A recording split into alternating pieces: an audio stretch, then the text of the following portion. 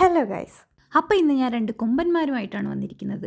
ഇവരെ നമുക്ക് ചട്ടിയിലാക്കാം. വായോ. രാവിലെ തന്നെ ജിബി പോയി അയലയും ചൂരയും വാങ്ങിച്ചുകൊണ്ട് വന്നിട്ടുണ്ടായിരുന്നു. എനിക്ക് ഭയങ്കര ഇഷ്ടമാണ് ചൂരയും അയലയും. അപ്പം ഞാൻ വിചാരിച്ചു എന്നാൽ ചൂര കറി വെച്ചിട്ട് അയല പൊരിക്കാമെന്ന്. മീൻ വൃത്തിയാക്കുന്നത് ആസ് യൂഷ്വൽ ഒരു ടാസ്ക് ആണ്.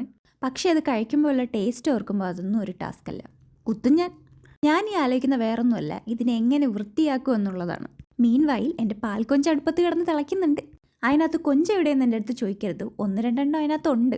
അപ്പം നമുക്ക് മാരിനേഷൻ സ്റ്റാർട്ട് ചെയ്യാം.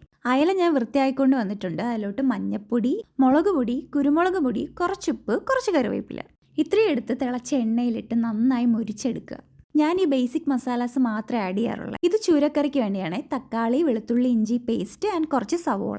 ഇനി നമുക്ക് കറിക്ക് വേണ്ടിയുള്ള അരപ്പുണ്ടാക്കാം. കുറച്ച് തേങ്ങ, മഞ്ഞൾപ്പൊടി, മറ്റത് ഉലുവ വറുത്തതാണ്, പിന്നെ കുറച്ച് കുഞ്ഞുള്ളി. ഇത് നമ്മുടെ സാദാ പുളി വെള്ളത്തിലിട്ട് കുതിർത്തതാണ്. അതുകൂടി നന്നായി മിക്സിയിലിട്ട് അരച്ചെടുക്കുക. ഇനി ഒരു ചട്ടി എടുത്ത് അടുപ്പത്ത് വെക്കുക. അതിലോട്ട് കുറച്ച് കടുക് പൊട്ടിക്കുക, സവോള ഇടുക, കറിവേപ്പില ഇടുക. മസാലാസ് ആയിട്ട് ഞാൻ മുളക് പൊടിയും മല്ലിപ്പൊടിയും മാത്രമേ യൂസ് ചെയ്യുന്നുള്ളൂ. അത് നന്നായി വഴറ്റി അതിൻ്റെ പച്ചമണം മാറി വരുമ്പോഴേക്കും നമ്മൾ അരച്ചു വെച്ചിരിക്കുന്ന പേസ്റ്റ് അതിനകത്തോട്ട് ആഡ് ചെയ്യാം. ഞാൻ യൂഷ്വലി എന്താണെന്ന് വെച്ചാൽ കുറച്ച് മുളക് പൊടി മാത്രമേ ആദ്യം ഇടാറുള്ളൂ. പിന്നെ നോക്കിയിട്ട് എരിവ് നോക്കിയിട്ട് അതിനനുസരിച്ച് ചേർക്കുക ചെയ്യുന്നത്. ഈ സമയത്ത് നമുക്ക് കുറച്ച് ഉപ്പിട്ട് കൊടുക്കാം. അതിനാവശ്യത്തിന് വെള്ളം കൂടി ഒഴിച്ചു കൊടുക്കാം. അപ്പോഴേക്കും എനിക്ക് തോന്നി മുളക് പൊടി കുറവാണ്. അങ്ങനെ ഞാൻ കുറച്ച് മുളക് പൊടിയുടെ ആഡ് ചെയ്ത് കൊടുക്കുന്നുണ്ട്.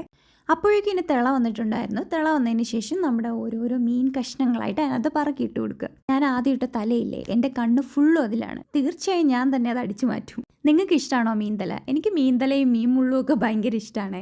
ഈ മീൻകറി എൻ്റെ അമ്മയുടെ റെസിപ്പിയാണ്. എനിക്ക് ഭയങ്കര ഇഷ്ടമാണ് ഈ മീൻകറി. ഇത് എപ്പോഴാണ് ടേസ്റ്റ് കൂടാന്നറിയോ? നാളെ വറ്റിച്ചെടുക്കുമ്പോൾ നല്ല ടേസ്റ്റാണ്. ഞാൻ കുറച്ച് തക്കാളിയും കൂടി ആഡ് ചെയ്ത് കൊടുക്കുന്നുണ്ട്. എന്നിട്ട് അടച്ച് വെച്ച് നമുക്ക് കുക്ക് ചെയ്തെടുക്കാം. ഒരു 10-15 മിനിറ്റ് കുക്ക് ചെയ്തപ്പോഴേക്കും നമ്മുടെ സാധനം ദേ റെഡി.